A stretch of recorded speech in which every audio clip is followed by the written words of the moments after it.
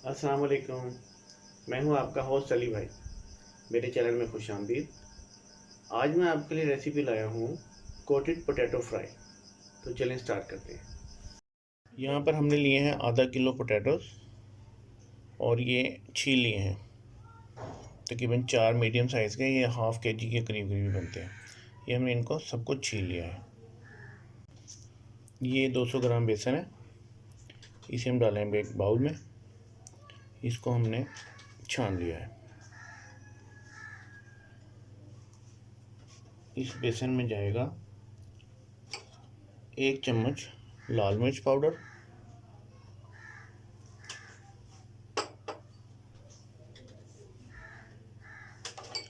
आधा चम्मच अजवाइन,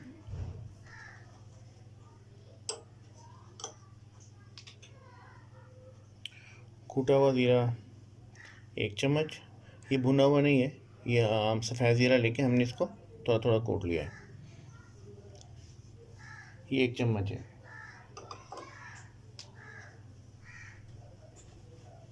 नमक है, ये भी 1 ही चम्मच हम डालेंगे।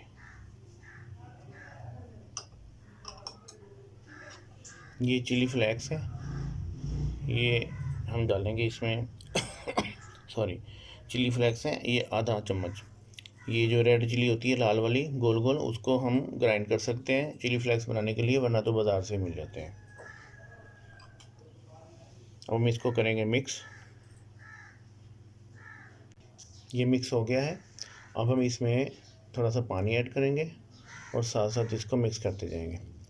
पानी एकदम सारे का सारा ऐड नहीं करना, थोड़ा सा पानी ऐड करना है, फिर मिक्स करना है, फिर पानी ऐड करना, फिर मिक्स करना है। इससे हमें अच्छी तरह अंदाज़ा होता है कि हमारा टेक्सचर किस पोजीशन में जा रहा है। इसमें कि थोड़ा सा हार्ड है तो इसमें हम और पानी ऐड करेंगे। चलिए अभी इसको मिक्स करेंगे, उसके बाद ज़रूरत होगी पानी थोड़ा सा और डाल लेंगे।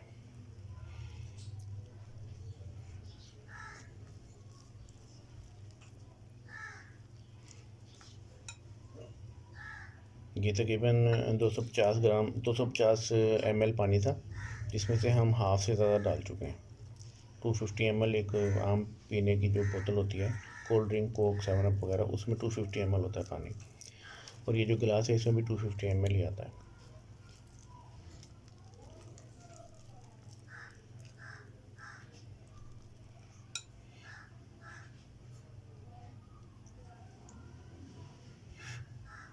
अगर हम एवरेज वाइज देखें तो हमने तकरीबन 200 ग्राम सोडा, 200 ग्राम बेसन में तकरीबन 200 मिलीलीटर ही पानी डाला है,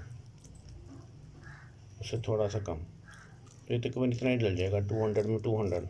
ये कि तकरीबन एवरेज आप ही याद रख सकते हैं। अगर आप बेसन ज़्यादा बनाते हैं तो उसमें जितना बेसन लेंगे, जितने ग्राम, उतने ml पानी डालें। अगर कम लेते हैं बेसन, थोड़े पकौड़े बनाने हैं, तो उसमें थोड़ा डालें।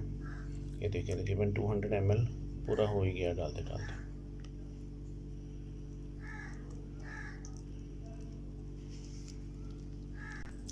ये अच्छी तरह से मिक्स हो गया है और इसकी ये पोजीशन निकलेगी। ये देखें, बस ऐसी इसी पोजीशन में रखना, ना ज़्यादा गाढ़ा हो ना ज़्यादा पतला हो। इसमें हम पोटैटोज़ को डिप करेंगे और इसको फ्राई करेंगे। आलूओं को हमने इस पोजीशन में काट लिया।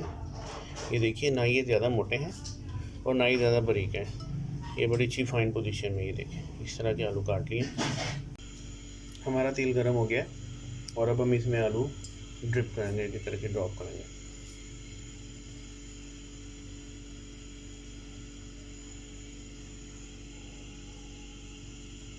अच्छी तरह से कोटिंग कर लें आलू को और इसको आराम से स्पून से झाड़ के थोड़ा सा और इसको ड्रॉप कर दें उसमें ऐसे। ये ड्रॉपिंग हो गई है। ये दूसरा आलू ऐसे, और ये ऑयल में ड्रॉपिंग। इसी तरह से हम सारे आलू डाल देंगे।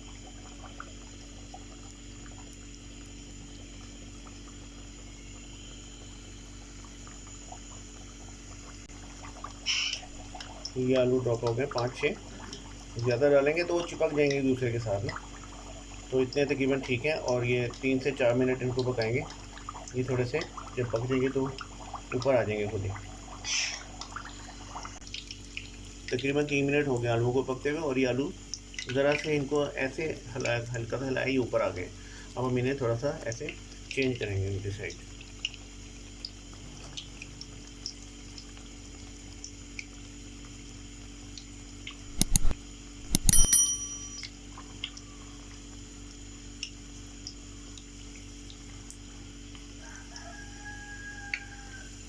हम इन्हें पकने देंगे। कोई बिग मेथड नहीं है, बस सुकून से काम करना है। और जितनी ज़्यादा इजी रेसिपी रखते हैं, जितनी ज़्यादा इजी कुकिंग रखते हैं, उतना ज़्यादा अच्छा टेस्ट आप कस्टमर को या किसी चीज़ को या अपने मेहमान को दे सकते हैं। और जितने ज़्यादा मसाले डालेंगे, जितना ज़्यादा आपका जैसे उसमें हो जाएंगे बिजी, तो फिर आप उनको संभाल नहीं सकते, ना मसालों के टेस्ट को और ना ही इन सब चीज़ों को। ज़्यादा डाल देंगे वो जुड़ देंगे। तो सुकून से काम करें। तो रमज़ान के लिए मैंने आपके लिए चीज़ बनाई है, तो थोड़ा थोड़ा सा काम करके सुकून से और एट अ टाइम गरम गरम सबको प्रोवाइड कर दें। इंशाल्लाह ताला ये भी बहुत ज़्यादा अच्छे बनते हैं। और आपको भी दोबारा ये एक मतलब फिर कहता हूँ कि अल्लाह करे आपको ये रेसिपी पसंद आ जाए। उम्मीद है कि ये बहुत अच्छी बनेगी और आपको भी पसंद आएगी। ज़रा ज़रा से रेड होंगे तो फिर हम इनको उतार लेंगे। इन्हें बड़ा खूबसूरत कलर आना शुरू हो गया नाज़रीन। आप रमज़ान से पहले एक बार ट्राई कर लीजिएगा इस रेसिपी को, क्योंकि रमज़ान में तो हम चख ही नहीं सकते कुछ भी। वैसे मेरी कोशिश होती है मैं आपके लिए वो चीज़ लेके आऊँ जो बिल्कुल परफेक्ट हो। नमक मेरा चाहिए वो हर चीज़ को, कई कई मरतबा बनाने के बाद एक रेसिपी फाइनल होती है, तो फिर मैं आपके लिए लेकर आता हूँ। तो फिर भी आप एक मरतबा चख लीजिएगा, ताकि वो आपके जहन में हो कि नमक मिर्च वगैरह अगर ठीक है तो वेल एंड गुड, और अगर नहीं तो थोड़ी सी चेंजिंग होती है 19-20 की, अपने टेस्ट के हिसाब से वो आप कर लीजिएगा। इनका कलर रेड होने वाला है और अब हम इन्हें डिश आउट करने वाले हैं। बड़ा प्यारा सा कलर आ गया इनका, ये गोल्डन ब्राउन हो गए हैं, ये देखें बहुत प्यारा कलर आया है। ज़्यादा रेड करेंगे तो वो टेस्ट तकरीबन उसका आधा रह जाता है, और हम इनको कच्चे भी नहीं उतार सकते, तो गोल्डन ब्राउन से कर लीजिएगा।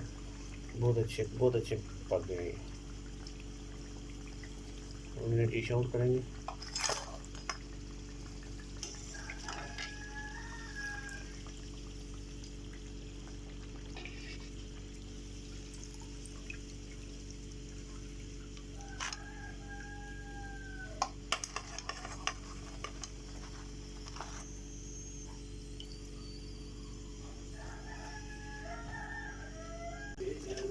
ये डिश आउट करने के बाद हम इस पर थोड़ा थोड़ा चाट मसाला स्प्रिंकल कर देंगे, ये फिर और मज़ा इनका दुबाला हो जाता है। ये हमारे कोटेड पोटैटो फ्राइज़ तैयार हैं और अच्छे बनते हैं। इंशाल्लाह ताला आपको ये डिश भी पसंद आएगी।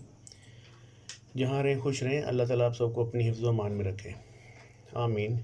मिलते हैं नेक्स्ट वीडियो में इंशाल्लाह ताला। अल्लाह हाफ़िज़।